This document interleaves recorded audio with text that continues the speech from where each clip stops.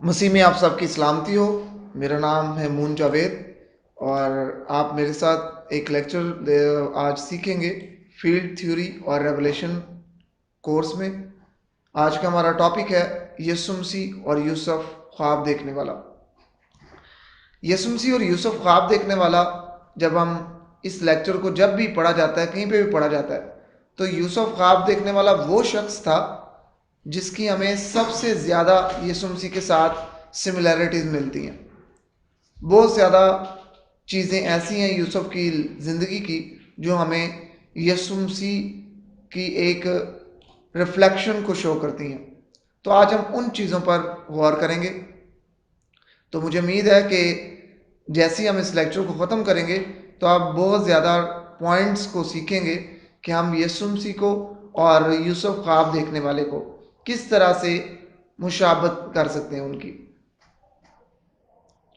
سب سے پہلے پیارا بیٹا، اگر ہم دیکھیں تو دونوں اپنے باپ کے پیارے بیٹے تھے۔ ہم جب پڑھتے ہیں پیدائش 37 باب اور اس کی 3 آیت، تو یہاں پر یوں لکھا ہے، اور اسرائیل یوسف کو اپنے سب بیٹوں سے زیادہ پیار کرتا تھا کیونکہ وہ اس کے بڑھاپے کا بیٹا تھا، اور اس نے اسے ایک بکل کمون کبا بھی بنوا دی۔ اب ہم یہاں پر دیکھیں تو یوسف کے بارے میں لکھا ہوا ہے کہ وہ اپنے باپ کا پیارا بیٹا تھا۔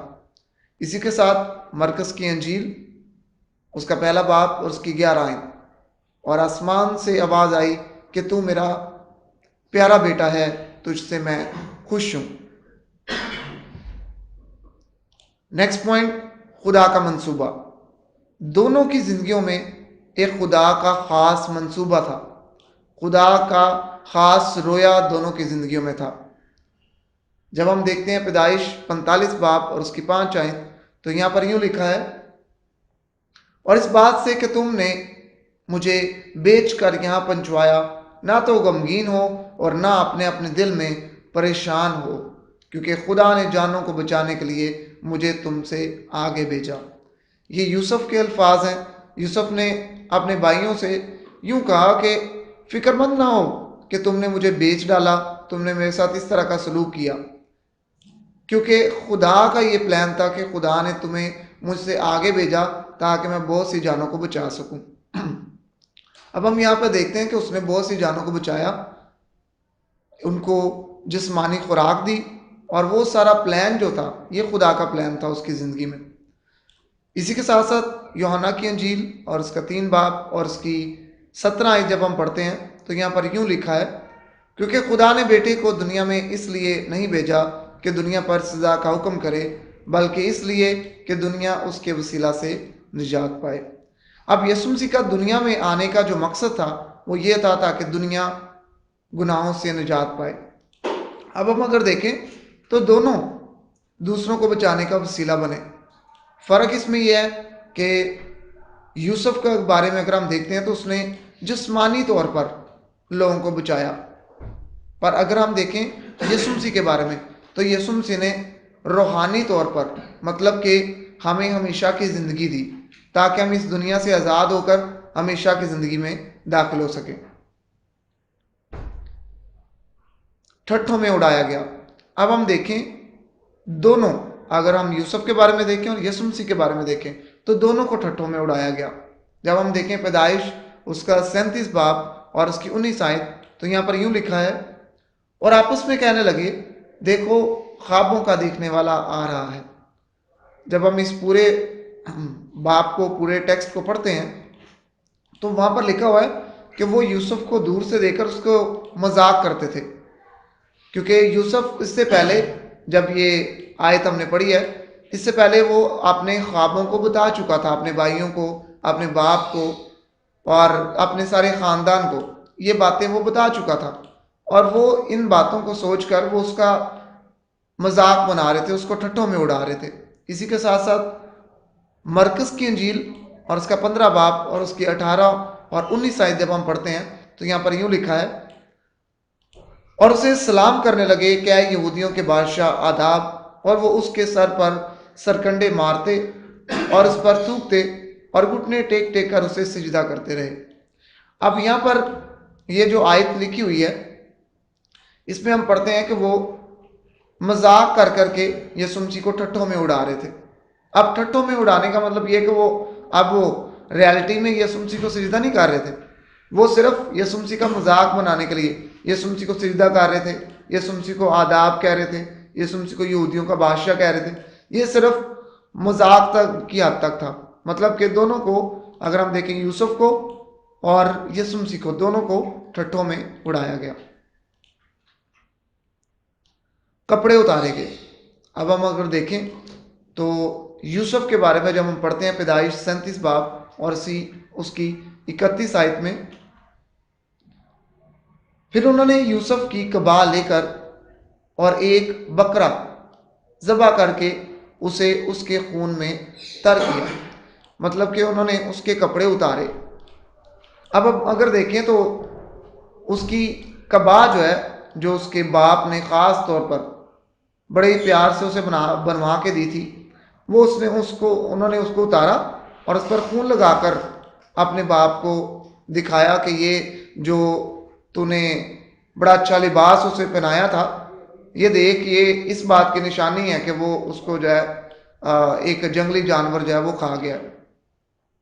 اسی طرح سے لوکا کی انجیل اور اس کا 23 باب اور اس کی 34 آیت، یسوع نے کہا اے باپ ان کو معاف کر کیونکہ یہ نہیں جانتے کہ کیا کرتے ہیں، اور انہوں نے اس کے کپڑوں کے حصے کیے اور ان پر کوڑا ڈالا.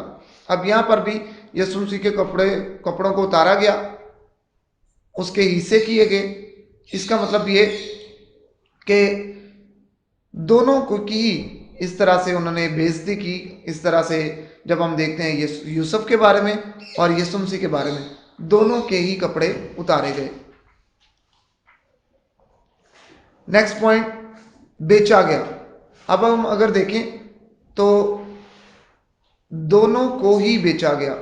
جب ہم دیکھتے ہیں پیدائش 37 باب اور اس کی 28 آیت، تو یہاں پر یوں لکھا ہے، پھر وہ مدیانی سوداگر ادھر سے گزرے، تب انہوں نے یوسف کو کھینچ کر گڑھے سے باہر نکالا اور اسے اسماعیلیوں کے ہاتھ 20 روپے کو بیچ ڈالا، اور وہ یوسف کو مصر میں لے گئے. اب یہاں پر یوسف کے بارے میں ہم پڑھتے ہیں کہ اس کے بھائیوں نے اس کو 20 روپے میں بیچ ڈالا.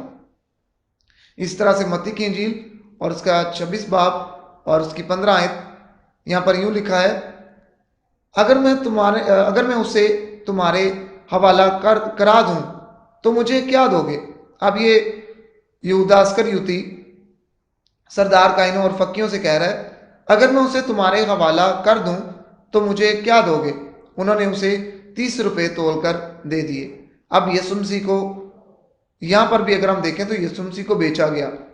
یہودا اسکریوتی جو ہے اس نے یسوع مسیح کو بیچنے کے لیے ان سے 30 روپے تول کر لیے. نیکسٹ پوائنٹ ہے 2 قیدی اور 2 ڈاکو. اب اگر ہم دیکھیں پیدائش 40 باب اس کی پہلی آیت، اس کو ہم پڑھ لیتے ہیں پہلے. ان باتوں کے بعد یوں ہوا کہ شاہ مصر کا ساقی اور نانپس اپنے خداوند شاہ مصر کے مجرم ہوئے. اب یہ وہ 2 قیدی تھے جو یوسف کے ساتھ قید میں تھے. اسی کے ساتھ ساتھ اگر ہم دیکھیں تو جب ہم یسوع مسیح کے بارے میں پڑھتے ہیں، جب یسوع مسیح کو صلیب دی گئی تو ان کے ساتھ کتنے آدمیوں کو ساتھ صلیب دی گئی؟ تو یہ ہم پڑھتے ہیں لوکا کی انجیل اور 23 باب اور اس کی 32 آیت. اور وہ 2 اور آدمیوں کو بھی جو بدکار تھے لیے جاتے تھے کہ اس کے ساتھ قتل کیے جائیں. اب ہم دیکھتے ہیں کہ ہم تمام اناجیل میں جب ہم اناجیل کو پڑھتے ہیں تو ہمیں پتہ چلتا ہے کہ 2 ڈاکو تھے جن کو یسوع مسیح کے ساتھ صلیب دیا گیا. نیکسٹ پوائنٹ ہے دونوں میں سے ایک بچ گیا. اب یوسف کے ساتھ بھی 2 قیدی تھے، اسی کے ساتھ ساتھ یسوع مسیح کے ساتھ بھی 2 ڈاکو تھے. اب دونوں میں سے ایک بچ گیا اور دوسرا جو ہے وہ مر گیا. اگر ہم دیکھیں پیدائش 40 باب اور اس کی 21 اور 22 آیت، یہاں پر یوں لکھا ہے، اور اس نے سردار ساقی کو پھر اس کی خدمت پر بحال کیا اور وہ فرعون کے ہاتھ میں پیالہ دینے لگا، پر اس نے سردار نانپس کو پھانسی دلوائی جیسا یوسف نے تعبیر کر کے ان کو بتایا تھا. جب ہم دیکھتے ہیں اس پورے ٹیکسٹ کو، جب ہم پڑھتے ہیں تو دونوں کو ایک ایک خواب آیا تھا، ایک سردار ساکی کو اور دوسرا نانپس کو۔ اب دونوں نے اپنے اپنے خواب کو یوسف کو بتایا۔ یوسف نے سردار ساکی کو کہا کہ تو دوبارہ اپنی جو تیری خدمت ہے تو اس پر بحال ہوگا، اور سردار نانپس کو کہا کہ تجھے دوبارہ بحال نہیں کیا جائے گا بلکہ تجھے مار ڈالا جائے گا۔ تو اسی طرح سے ہم دیکھتے ہیں کہ جب ہم آگے خدا کے کلام کو پڑھتے ہیں تو اسی طرح سے ہمیں ملتا ہے۔ لوکا کی انجیل اور اس کا 23 باب اور اس کی 43 آیت جب ہم پڑھتے ہیں تو یہاں پر یوں لکھا ہے، اس نے اس سے کہا میں تجھ سے سچ کہتا ہوں کہ آج ہی تو میرے ساتھ فردوس میں ہوگا۔ اب یہ دونوں ڈاکوں میں سے ایک کو کہا گیا تھا کہ آج ہی تو میرے ساتھ فردوس میں ہوگا۔ اب ایک ڈاکو جو ہے وہ، کیونکہ جب ہم یہ پورا ٹیکسٹ پڑھتے ہیں تو وہاں پر یوں لکھا ہے کہ ان میں سے جو ایک ڈاکو تھا وہ یسوع مسیح کو ملامت کر رہا تھا کہ اگر تو خدا کا بیٹا ہے تو خود بھی بچ جا، ہمیں بھی بچا لے۔ اس طرح کا ہمیں یہ سینیریو ملتا ہے۔ پر ایک ڈاکو ایسا تھا جس نے کہا کہ تو کیوں ایسا بولتا ہے، کیونکہ ہم تو اپنے گناہوں کی سزا پاتے ہیں، پر اس نے کوئی گناہ نہیں کیا۔ اور اس نے بعد میں یسوع مسیح کو اپنے ایمان کا اظہار کرتے ہوئے یسوع مسیح کو یہ کہا کہ جب تو اپنی بادشاہی میں جائے گا تو مجھے بھی یاد کرنا۔ تو پھر یسوع مسیح نے اس کو یہ الفاظ کہے کہ آج ہی تو میرے ساتھ فردوس میں ہوگا۔ تو اس کا مطلب یہ کہ ایک کو ہمیشہ کی زندگی ملی اور دوسرا جو ہے یسوع مسیح کے ساتھ رہتے ہوئے بھی ہمیشہ کی زندگی نہ پا سکا۔ نیکسٹ پوائنٹ ہے خدمت کا آغاز۔ اب یہ بڑی انٹرسٹنگ بات ہے کہ دونوں نے خدا کا جو ان کی زندگی میں مقصد تھا، دونوں نے وہ مقصد، اس مقصد کا آغاز جو ہے سیم ہی ایج میں کیا۔ ہم پڑھتے ہیں پیدائش 41 باب اور اس کی 46 آیت، اور یوسف 30 برس کا تھا جب وہ مصر کے بادشاہ فرعون کے سامنے گیا، اور اس نے فرعون کے پاس سے رخصت ہو کر سارے ملک مصر کا دورہ کیا۔ یہ تب کی بات ہے جب یوسف کو ملک مصر کا حاکم بنایا گیا اور اس نے خدا کا جو پورا پلان تھا اس کو سر انجام دینا شروع کیا۔ تو یوسف اس ٹائم پہ 30 برس کا تھا۔ اسی کے ساتھ ساتھ اگر ہم دیکھیں لوکا کی انجیل اور اس کا 3 باب اور 23 آیت، جب یسوع خود تعلیم دینے لگا قریباً 30 برس کا تھا، اور جیسا کہ سمجھا جاتا تھا یوسف کا بیٹا تھا اور وہ ایلی کا۔ اب یہاں پر لکھا ہوا ہے کہ یسوع مسیح نے بھی جب تعلیم دینا شروع کیا تو یسوع مسیح بھی 30 برس کے تھے۔ نیکسٹ پوائنٹ ہے معاف کیا۔ اب دونوں نے دوسروں کو معاف کیا، ان کو معاف کیا جنہوں نے ان کے ساتھ برا سلوک کیا۔ پیدائش 50 باب اور اس کی 19 آیت سے 21 آیت تک جب ہم پڑھتے ہیں تو یہاں پر یوں لکھا ہے، یوسف اپنے بھائیوں سے کہتا ہے، یوسف نے ان سے کہا مت ڈرو، کیا میں خدا کی جگہ پر ہوں؟ تم نے تو مجھ سے بدی کرنے کا ارادہ کیا تھا، لیکن خدا نے اسی سے نیکی کا قصد کیا تاکہ بہت سے لوگوں کی جان بچائے۔ چنانچہ آج کے دن ایسا ہی ہو رہا ہے، اس لیے تم مت ڈرو، میں تمہاری اور تمہارے بال بچوں کی پرورش کرتا رہوں گا۔ یوں اس نے اپنی ملائم باتوں سے ان کی خاطر جمع کی۔ اب یہاں پر اگر ہم دیکھیں تو دونوں، اگر ہم یوسف کے بارے میں ہم پڑھتے ہیں تو اس نے اپنے دل میں کوئی ان کے لیے کوئی غصہ نہیں رکھا، کیونکہ اس نے اس ٹائم پہ وہ جانتا تھا کہ یہ خدا کا مقصد تھا جو میری زندگی میں پورا ہوا، تو اس نے اپنے بھائیوں کو معاف کیا۔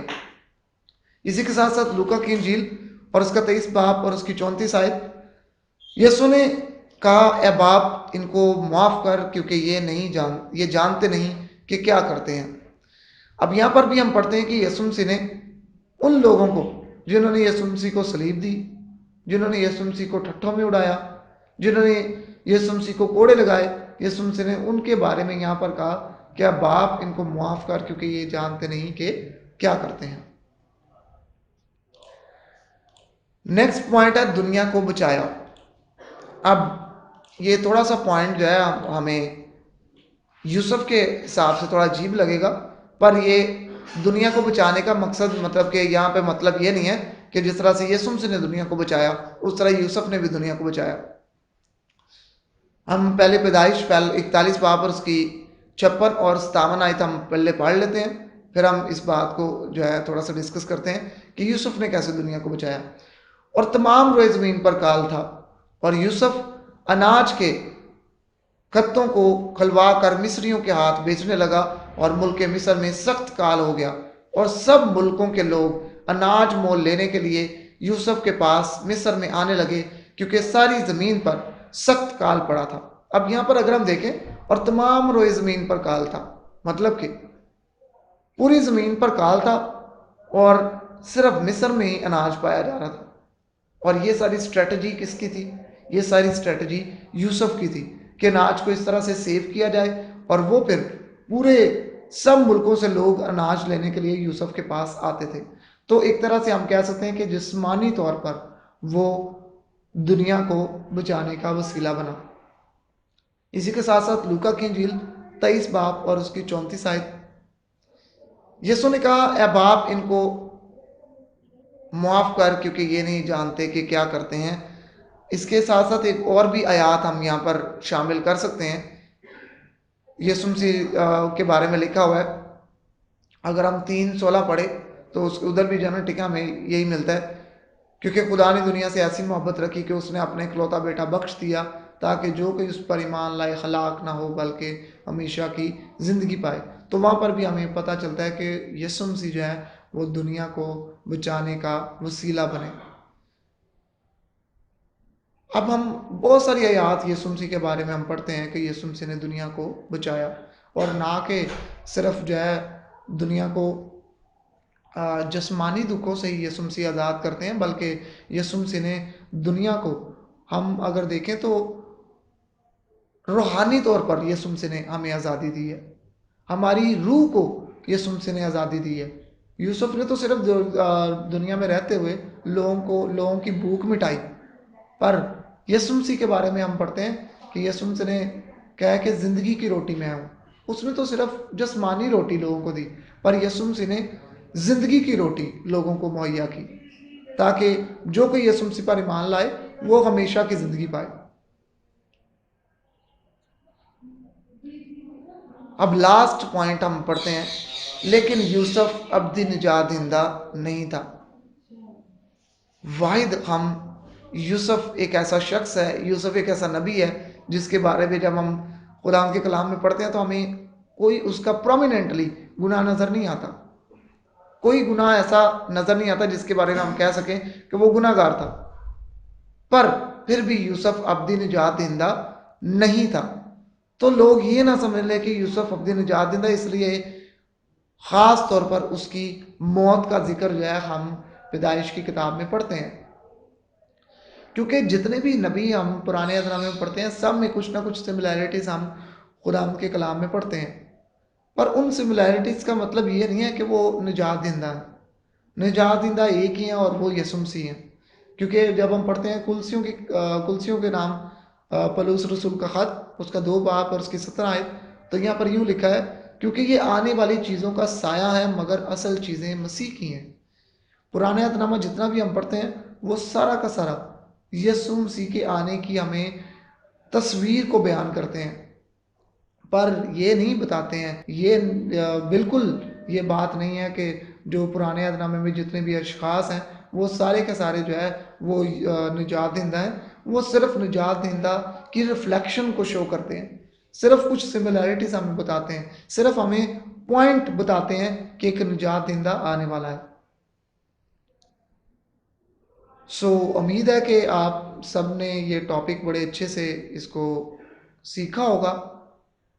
مجھے امید ہے کہ بہت سارے پوائنٹس آج ہم نے ہو سکتا ہے کہ نہیں بھی سیکھے ہوں، اور صرف ہمیں یہ بھی آج شاید آپ نے نیو پوائنٹ جو ہے وہ سیکھا ہو کہ یوسف ہی ایک ایسا شخص ہے جس کی ہمیں زیادہ سملیرٹیز ملتی ہیں۔ بہت سارے اور بھی نبی ہمیں جو ہے بائبل مقدس میں ملتے ہیں، جیسے کہ اگر ہم یشوع کو دیکھیں تو یشوع بھی ایک ریفلیکشن شو کرتا ہے یسوع مسیح کی۔ اگر ہم ابراہم کو دیکھیں، ابراہم بھی یسوع مسیح کی ریفلیکشن کو شو کرتا ہے، کیونکہ کوئی شخص کے بارے میں ہم یہ نہیں کہہ سکتے ہیں کہ جو تجھ کو مبارک ہیں ان کو میں برکت دوں گا، اور کسی کو بھی اگر ہم برکت کا وسیلہ اگر کہتے ہیں تو وہ صرف اور صرف یسوع مسیح ہیں۔ यसु मसीह का सिर्फ और सिर्फ बरकत का वसीला है। सो जितने भी अगर हम देखें नबी पुराने अहदनामे में जितने भी नबियों के बारे में जो जो चीज़ें भी हमें बयान मिलती हैं, वो सारी की सारी यसु मसीह की एक रिफ्लेक्शन को शो करती हैं। सो उम्मीद है कि आप सबको ये टॉपिक जो है वो समझ आया होगा। सो खुदावंद आप सबको इस टॉपिक के वसीला से बहुत बहुत बरकत दे। इस टॉपिक को अगर आप अपने दिल में रखते हैं, अपने ज़िंदगी में इसको अप्लाई करते हैं, तो बहुत ही खुदावंद हम सबको इसके वसीला से बरकत देगा। सो आपको एक दफ़ा से फिर मेरी तरफ से खुदावंद की सलामती आप सबके साथ हो। खुदावंद आपको बरकत दे। शुक्रिया।